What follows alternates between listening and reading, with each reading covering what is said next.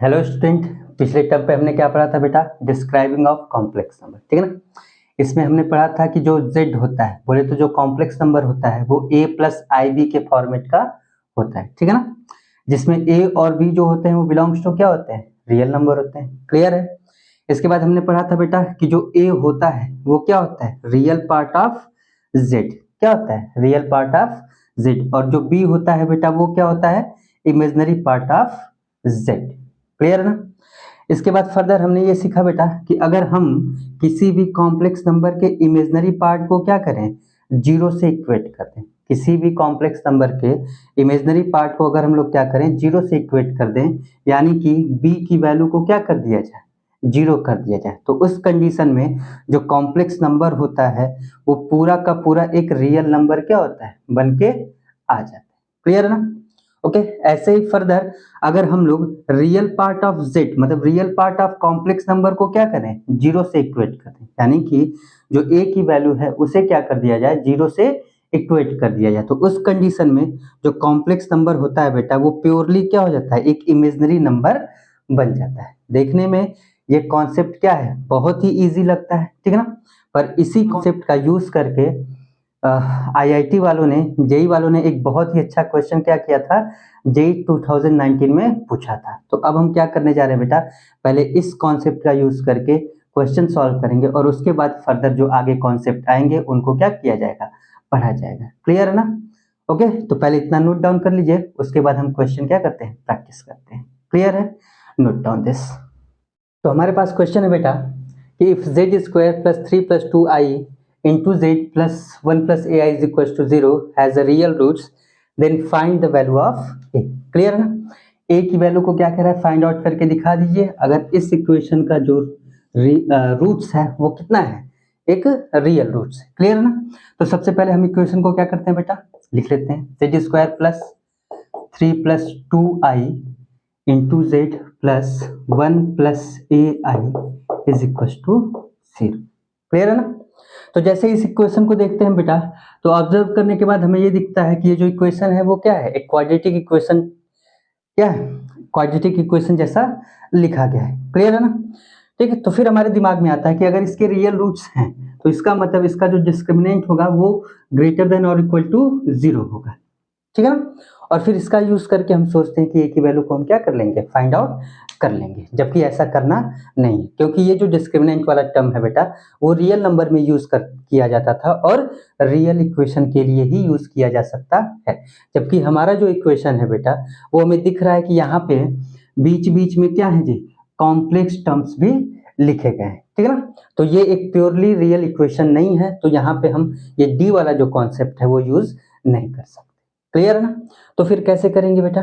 तो एक बात हमेशा ध्यान देना है बेटा कॉम्प्लेक्स नंबर के टर्म में, कि जब कभी भी कॉम्प्लेक्स नंबर के इक्वेशन को सॉल्व करना हो, ठीक है ना, तो सबसे पहले हम क्या करते हैं कि जो रियल पार्ट्स होते हैं कॉम्प्लेक्स नंबर के उन्हें एक जगह इकट्ठा करके रख देते हैं, और जो इमेजिनरी पार्ट्स होते हैं कॉम्प्लेक्स नंबर के, ठीक है ना, चाहे इक्वेशन के, उसे हम क्या कर सकते हैं? एक जगह इकट्ठा करके रख देते हैं। क्लियर ना। और उसके बाद फर्दर क्या करते हैं? सॉल्व करते हैं। ठीक है ना। तो वही कॉन्सेप्ट हम क्या करने जा रहे हैं? यहाँ पे यूज करने जा रहे हैं। सबसे पहले इस इक्वेशन को थोड़ा सा क्या करेंगे? सिंप्लीफाई करेंगे। ये क्वेश्चन कुछ ऐसा हो जाएगा बेटा कि Z square plus 3 times of Z plus 2iz plus 1 plus a i is equal to 0। Clear है ना। अब हम देख रहे हैं कि इस इक्वेशन के जो रियल टर्म्स हैं वो क्या है? बिखरे हुए हैं, तो उनको इकट्ठा करके एक जगह पे लिख दिया। तो ये हो जाएगा Z square plus 3z plus 1। Clear है ना। और यहाँ पे देखेंगे अगर हम लोग i को क्या करें? कॉमन ले लें, तो ये कुछ ऐसा हो जाएगा 2z plus a is equal to 0। ठीक है ना। तो इस इक्वेशन को सिंप्लीफाई करके हमने देखा कि रियल पार्ट्स जो था उसको हमने एक जगह पे रख दिया, और जो इमेजिनरी पार्ट्स था वो हमने क्या किया? एक जगह पे रख दिया। क्लियर है ना।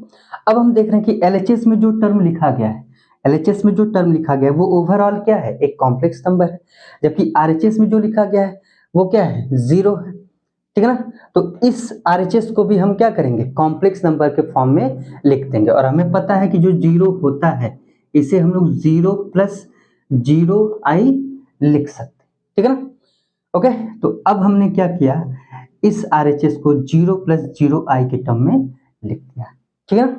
फर्दर हमने पीछे वाले लेक्चर में क्या पढ़ा था बेटा, पीछे वाले लेक्चर में हमने पढ़ा था कि अगर दो कॉम्प्लेक्स नंबर हैं Z1 एंड Z2, दो कॉम्प्लेक्स नंबर कौन कौन से है बेटा, Z1 एंड Z2, और ये दोनों कॉम्प्लेक्स नंबर आपस में क्या है, इक्वल में है। ये दोनों कॉम्प्लेक्स नंबर क्या है, आपस में इक्वल है। तो ये तभी पॉसिबल होता है बेटा जब रियल पार्ट ऑफ Z1 जो होगा वो रियल पार्ट ऑफ Z2 के बराबर होगा, और साथ ही साथ इमेजिनरी पार्ट ऑफ Z1 जो होगा बेटा वो इमेजिनरी पार्ट ऑफ Z2 के क्या होगा, इक्वल में होगा। क्लियर ना। ऐसा हमने पिछले लेक्चर में क्या किया था, पढ़ा था। तो इस कॉन्सेप्ट का यूज करके हम यहाँ पे भी देख सकते हैं कि ये जो Z² + 3Z + 1 होगा, सॉरी बेटा इससे पहले हम थोड़ा सा एक और टर्म क्या करते हैं, डिफाइन कर लेते हैं, ठीक है ना। हम क्या करेंगे बेटा कि अगर हम रूट्स के टर्म में जाएं, हम कहाँ पे जाएं बेटा, रूट्स के टर्म में जाएं, तो ये कह रहा है कि इस इक्वेशन का जो एक रूट है वो क्या है, रियल है, ठीक है ना। अच्छा, रूट्स का काम क्या होता है, वो इक्वेशन को क्या करते हैं बेटा, सेटिस्फाई करते हैं। तो यहाँ पे हमने मान लिया कि let alpha be the roots of this equation, ठीक है ना। जो अल्फा है वो ऊपर गिवन जो इक्वेशन है उसका क्या होगा, एक रियल रूट्स होगा, ये हमने मान लिया। तो फिर अल्फा का काम क्या है, अल्फा का काम क्या है बेटा कि इस पूरे इक्वेशन को ये क्या करेगा, सेटिस्फाई करेगा। तो हमने सेटिस्फाई करा दिया, तो ये कुछ ऐसा बन गया α² + 3α + 1 plus i times of 2α + a is equal to 0, ठीक है ना। अब ये इक्वेशन क्या हो गया, कुछ ऐसा टर्म में बन गया, क्लियर ना, जहां पे अल्फा भी क्या है, एक रियल है, और ए तो पहले से ही क्या होगा, एक रियल टर्म्स होगा, क्लियर है ना, डन है। अब उसके बाद जो हमने यहाँ पे कॉन्सेप्ट पढ़ा था कि Z1 Z2 आपस में तभी इक्वल होंगे जब रियल पार्ट ऑफ Z1 और रियल पार्ट ऑफ Z2 क्या होते हैं, आपस में इक्वल, और साथ ही साथ इमेजिनरी पार्ट ऑफ Z1 और इमेजिनरी पार्ट ऑफ Z2 भी क्या हो जाए, आपस में इक्वल हो जाए, ठीक है ना। तो उस कॉन्सेप्ट को यूज करके हम यहाँ पे क्या लिख सकते हैं कि α² + 3α + 1 इज इक्वल टू 0 हो जाएगा, क्लियर है, ये इक्वेशन नंबर 1 बन जाएगा, ठीक। और यहाँ से 2α + a is equal to 0, clear है ना, और ये इक्वेशन नंबर क्या हो जाएगा, 2 हो जाएगा, क्लियर है। तो यहाँ से हम अल्फा और a में एक रिलेशन क्या करते हैं, एस्टेब्लिश कर सकते हैं, और वो रिलेशन कुछ ऐसा हो जाएगा बेटा कि a is equal to -2 times of alpha, a is equal to -2 times of alpha, और ये इक्वेशन नंबर क्या हो जाएगा, 3 हो जाएगा, क्लियर है, ठीक है ना। अब कहीं से भी अब हम क्या देख रहे हैं कि a जो है वो अल्फा के साथ क्या है, एक रिलेशन एस्टेब्लिश कर रहा है। तो अगर हम अल्फा की वैल्यू कहीं से भी फाइंड आउट कर लें तो a की वैल्यू हमें क्या होगी, अपने आप मिल सकती है, ठीक है ना। और हमसे क्वेश्चन में वैल्यू भी किसकी पूछी है, a की ही तो पूछी।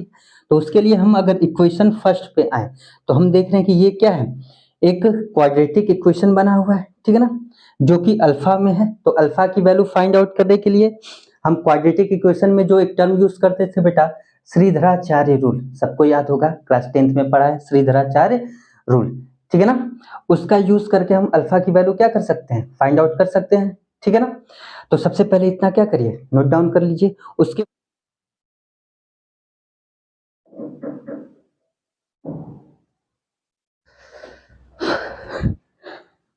ठीक है बेटा। तो अब हमने इक्वेशन क्या फाइंड आउट कर लिया, α² + 3α + 1 इज इक्वल टू 0, और यहाँ पे a और अल्फा के बीच में एक रिलेशन एस्टेब्लिश कर दिया कि a is equal to -2 times of alpha, clear है ना।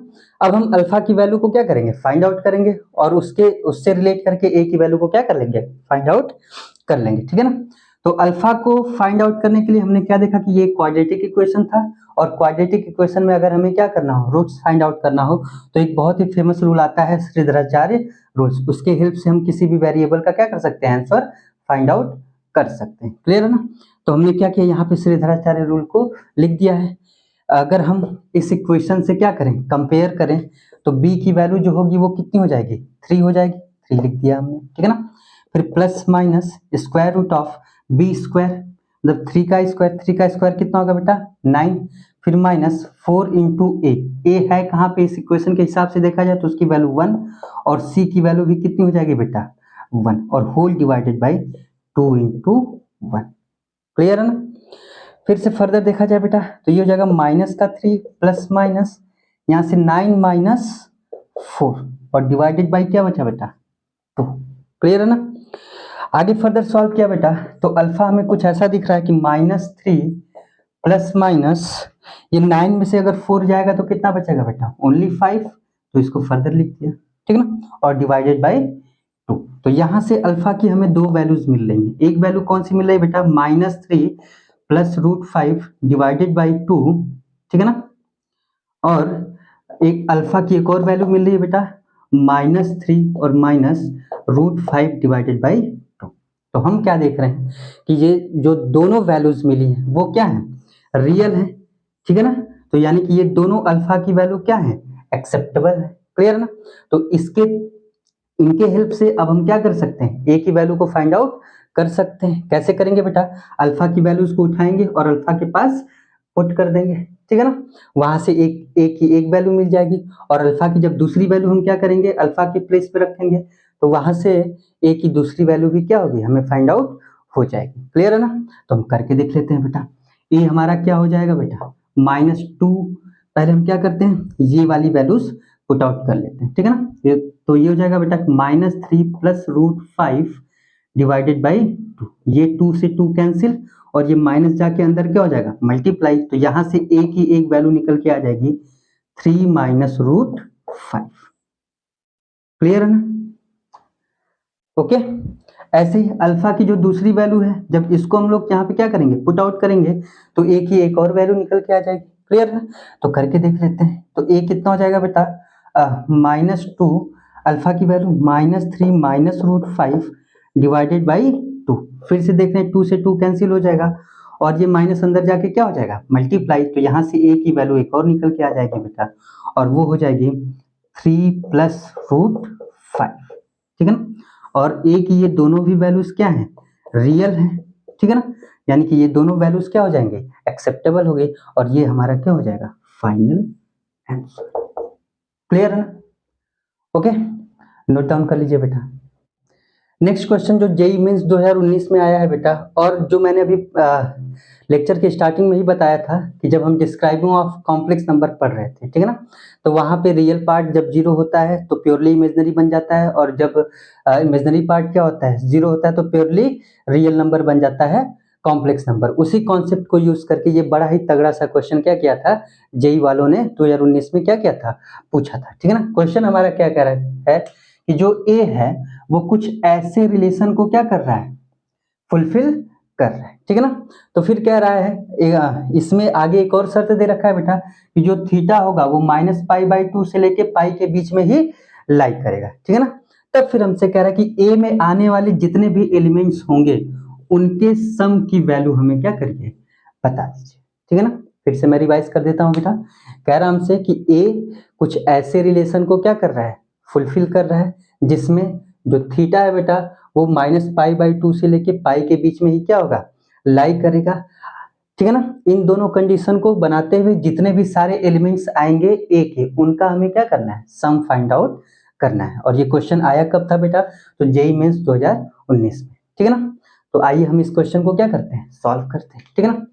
तो सोल्यूशन में सबसे पहला टर्म ए की जो वैल्यू है उसको लिख लेते हैं बेटा। तो ए इज इक्वल टू कितना हो जाएगा 3 + 2i sin थीटा अपॉन में 1 - 2i sin theta, 3 + 2i sin theta upon में 1 - 2i sin थीटा।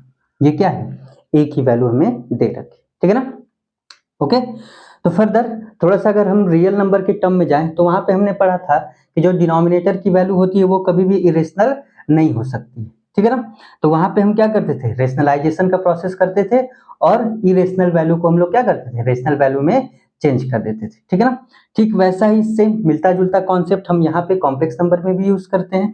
यहाँ पे भी हम बोलते हैं कि जो डिनोमिनेटर की वैल्यू है किसी भी कॉम्प्लेक्स नंबर की वो कभी भी इमेजिनरी नंबर नहीं हो सकती, ठीक है ना। तो फिर से हम क्या करते हैं, यहाँ पे जो इमेजिनरी नंबर है उसे हम यहाँ से क्या करेंगे बेटा, एलिमिनेट करेंगे चाहे रिमूव करेंगे, क्लियर है ना। तो इसके लिए सबसे पहला काम हम क्या करते हैं कि जो डिनोमिनेटर में वैल्यूज दी गई होती है, ठीक है ना, उसे हम बस बीच वाला सिंबल चेंज करते हैं। तो कितना हो जाएगा बेटा, 1 प्लस 2i साइन थीटा, और इससे ही हम क्या करते हैं, फर्दर डिनोमिनेटर और न्यूमरेटर में मल्टीप्लाई कर देते हैं, ठीक है ना। ओके, फर्दर जब हम कॉम्प्लेक्स नंबर में आगे कॉन्सेप्ट जब पढ़ेंगे बेटा, तो वहां पे एक टर्म आएगा conjugate of complex number, conjugate of complex number, ये हमें अभी आगे पढ़ना है, ठीक है ना। और इसकी क्या क्या प्रॉपर्टी होती है ये भी हमें आगे क्या करना है, पढ़ना है, ठीक। ये मैं थोड़ा सा इसलिए बता दे रहा हूँ बेटा कि यहाँ पे आपको एक कंफ्यूजन आ रहा होगा, चाहे डाउट आ रहा होगा कि ऐसा ही मल्टीप्लाई हम क्यों करें, ठीक है ना।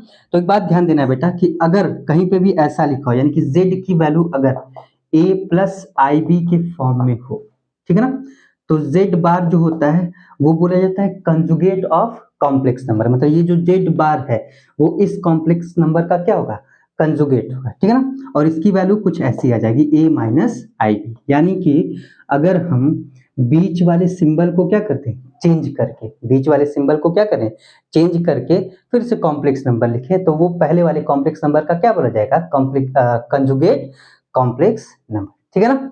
तो वही हाल यहाँ पे भी है कि हम ये बोल सकते हैं कि अगर 1 माइनस 2i साइन थीटा में से i को क्या करना है, रिमूव करना है, तो इसके कंजुगेट वाले नंबर से हम न्यूमरेटर में और डिनोमिनेटर में क्या कर देंगे, मल्टीप्लाई कर देंगे, क्लियर है ना। ओके, अब आगे बढ़ते हैं। ये ऊपर वाला टर्म्स कुछ ऐसा हो जाएगा बेटा, 3 plus 2i sine theta multiply by 1 plus 2i sine theta, clear है ना। और नीचे क्या हो जाएगा बेटा, ये दिख रहा होगा आपको, ये फर्दर a माइनस बी और a प्लस बी जैसा दिख रहा है, ठीक है ना। और हमें पता है कि अगर a माइनस बी और a प्लस बी आपस में मल्टीप्लाई होते हैं तो वो a square minus B square देते हैं, क्लियर है ना। तो वही कॉन्सेप्ट हम क्या करेंगे, यहाँ पे यूज करेंगे, तो ये हो जाएगा 1 का square minus 2i sine theta का होल स्क्वायर, क्लियर है। फर्दर आगे जब हम करेंगे बेटा, तो अगर ऊपर वाले टर्म में पहले क्या करते हैं, मल्टीप्लाई कर लेते हैं, तो ये हो जाएगा 3 इंटू 1 प्लस 3 टू जा 6i साइन थीटा, ठीक है ना। यहां से बेटा हो जाएगा 2i sine theta plus 2i यानी कि 4i स्क्वायर, और i स्क्वायर की वैल्यू जो होती है वो कितनी होती है बेटा, -1 होती है। तो हम i स्क्वायर की जगह पे डायरेक्ट क्या कर रहे हैं, -1 पुट कर देते हैं, जिसके चलते ये वैल्यू क्या हो जाएगी, प्लस से माइनस हो जाएगी, और आगे क्या हो जाएगा, साइन स्क्वायर थीटा, ठीक है ना, क्लियर है। और ये नीचे क्या हो जाएगा बेटा, 1 माइनस, ये देखेंगे 2 का स्क्वायर कितना होता है 4, और i का स्क्वायर फिर से कितना हो जाएगा, -1, और -1 के चलते ये माइनस माइनस फिर से क्या हो जाएंगे, प्लस हो जाएंगे, तो हमने प्लस कर दिया, और साइन का क्या हो जाएगा, साइन स्क्वायर थीटा, क्लियर है ना। ऊपर वाले टर्म में हम देख रहे हैं कि जो रियल पार्ट्स हैं वो क्या है, बिखरे हुए हैं, और जो इमेजिनरी पार्ट्स हैं वो क्या है, बिखरे हुए हैं। तो सबसे पहला काम क्या करेंगे, रियल पार्ट्स को एक जगह इकट्ठा करेंगे, और इमेजिनरी पार्ट्स को क्या करेंगे, एक जगह इकट्ठा करेंगे। तो हम बेटा नेक्स्ट स्टेप में क्या करते हैं कि जो रियल पार्ट्स हैं, ठीक है ना, उनको एक जगह पे रखते हैं बेटा। तो वो रियल पार्ट्स क्या हो जाएंगे, 3 माइनस 4 साइन स्क्वायर थीटा हो जाएगा, ठीक है ना। फिर प्लस, यहां से अगर हम लोग i कॉमन ले लें, तो i कॉमन ले लिया बेटा, तो बचा क्या, ये 6 साइन थीटा और ये 2 साइन थीटा ऐड होके कितना हो जाएगा बेटा, 8 साइन थीटा, क्लियर है ना। ओके, बोलो भाई। तो ऊपर वाला टर्म कुछ ऐसा बन गया कि 3 minus 4 sine square theta plus i times of 8 sine theta. कुछ गड़बड़ तो हुआ नहीं है ना, एक बार चेक कर लेंगे बेटा, सब कुछ प्रॉपर वे में हो गया है, क्लियर ना। ये 2i sine theta, 2i sine theta, ठीक है, और ये 3 टू जा 6i साइन थीटा, 3 टू जा 6i साइन थीटा, क्लियर, ठीक है ना। और ये नीचे क्या हो गया बेटा, 1 plus 4 sine square theta, okay. Further थोड़ा सा और क्या करते हैं, सिंप्लीफाई कर लेते हैं बेटा, तो ये हो जाएगा 3 minus 4 sine square theta upon में 1 प्लस 4 साइन स्क्वायर थीटा, फिर प्लस ये हो जाएगा बेटा I times of 8 sine theta upon में 1 plus 4 sine square theta. Clear है ना? तो पहले इतना क्या करिए, नोट डाउन कर लीजिए बेटा, इसके आगे फर्दर देखते हैं। पहले इतना नोट डाउन कर लीजिए। तो बेटा जो साइन थीटा है उसकी प्लस √3/2 और साइन थीटा जो है उसकी माइनस √3/2, ये हमें क्या हो रही है, इस इक्वेशन को सॉल्व करने के बाद मिल रही है। ठीक है ना? तो हमें जब जब साइन थीटा की वैल्यू √3/2 होगी और जब जब थीटा की वैल्यू माइनस √3/2 होगी, वो सारे एलिमेंट्स हमें क्या करने होंगे, फाइंड आउट करने होंगे। क्लियर है ना? ओके। हाँ, एक ये भी ध्यान देना है कि जो थीटा है वो -π/2 से ले पाई में करना चाहिए, लाई करना चाहिए। इसके अलावा हम थीटा की कोई भी वैल्यू एक्सेप्ट यहाँ पे नहीं सकते। ठीक है ना? तो अब हम थोड़ा सा ग्राफ का सहारा लेते हैं बेटा। साइन थीटा का ग्राफ पढ़ा था कि अगर y ये 1 हो और ये कितना हो जाए, y -1, तो साइन का ग्राफ कुछ ऐसा बनता है। क्लास 10th में आपको देखने को मिला होगा बेटा, चाहे क्लास 11th में भी ट्रिग्नोमेट्री वाला चैप्टर जब आप पढ़े होंगे तो यहाँ पे ऐसा कुछ ग्राफ साइन थीटा का मिला। ठीक है ना? जहाँ पे ये जो वैल्यू होती है वो 0 होती है, ये थोड़ा सा ऊपर चला गया बेटा। ठीक है ना? ये कुछ ऐसा बन जाएगा, इसकी जो वैल्यू हो जाएगी वो π/2 और ये बन क्या है, पाई है। ठीक है ना? और ये वैल्यूज क्या है, -π/2, यानी कि हमें दिख रहा है कि जो थीटा की वैल्यू होंगी वो यहाँ से लेके, ठीक है ना, यहाँ के बीच में लाई करें। ठीक है ना? अब इस दौरान थीटा की जिस वैल्यू पे साइन थीटा की वैल्यू √3/2 और -√3/2 होगी, वो सारे वैल्यूज क्या होंगे, एक्सेप्टेबल होंगे। ठीक है ना? तो हमें पता है बेटा कि कैसे फाइंड आउट करते हैं। एक लाइन ड्रॉ करने के y √3/2, ठीक है ना, और एक दूसरी लाइन भी ड्रॉ कर देंगे बेटा y -√3/2, क्योंकि दोनों वैल्यूज क्या है, एक्सेप्टेबल होंगे। ठीक है ना? तो यहाँ पे हम देख रहे हैं कि थीटा वैल्यू कितनी आ रही है, π/3। ठीक है ना? और यहाँ पे थीटा कितनी हो जा रही है बेटा, 2π/, तो ये दो वैल्यू 0 से लेके पाई के बीच में क्या है, मिल रहे हैं। इसके चलते साइन थीटा वैल्यू क्या है, प्लस की √3/2, और माइनस में अगर हम देखें तो यहाँ पे एक वैल्यू मिल रहा है बेटा जो कि -π/3 होगा, ठीक है? और यहाँ पे एक वैल्यू मिल रहा है बेटा जो कि -2π/3, बट जो हमें थीटा लेना है वो -π/2 से लेके पाई के बीच में लेना है। तो ये जो माइनस का 2π/3 वाला टर्म है, ये हम क्या करेंगे, हटा देंगे। ठीक है? इसको एक्सेप्ट नहीं करेंगे, बल्कि इसके आगे कितने भी सारे एलिमेंट्स हैं, -π/3, +π/3 और 2π/3, ये तीनों एलिमेंट्स हमारे क्या है, एक्सेप्टेबल आंसर होंगे। हम यहाँ से बोल सकते हैं कि थीटा की 3 वैल्यूज आती हैं। कौन कौन सी बेटा, एक आती है -π/3, एक आता है बेटा π/3 और एक आता है 2π/3। ठीक है ना? और यही जो आंसर है वो ए के लिए क्या है, फाइनल आंसर है। मतलब ए के जो एलिमेंट्स हैं, ए के जो एलिमेंट्स है जो पूरे कंडीशन को क्या करेंगे, फुलफिल करेंगे, वो कौन कौन से हो जाएंगे बेटा, -π/3, π/3 और 2π/3। ठीक है ना? ओके। तो अभी तो हमने क्या किया, वो एलिमेंट्स फाइंड आउट कर लिए, जिसके चलते ए जो होगा इस पूरे रिलेशन को क्या करेगा, कायदे में रहते हुए, दायरे में रहते हुए एक्सेप्ट करेगा। क्लियर है ना? लेकिन हमसे आंसर पूछा था कि sum of these elements, sum of these elements, मतलब ये जितने भी एलिमेंट्स आए हैं इनके सम की वैल्यू हमें क्या करनी है, बतानी है। ठीक है ना? तो हम कर लेते हैं बेटा, सम ऑफ एलिमेंट्स निकाल लेते हैं, सम ऑफ एलिमेंट्स, और ये जो सम ऑफ एलिमेंट्स है वो कितना आ जाएगा बेटा, -π/3 +π/3 और +2π/3। यहाँ से ये माइनस का प्लस और प्लस का π/3, ये कैंसिल आउट होके आंसर हमारा कितना आ जाएगा बेटा, 2π/3। तो ए के एलिमेंट्स के सम की जो वैल्यू होगी वो कितनी हो जाएगी बेटा, 2π/3। ये हमारा क्या है, फाइनल आंसर है। क्लियर है ना? नोट डाउन कर लीजिए।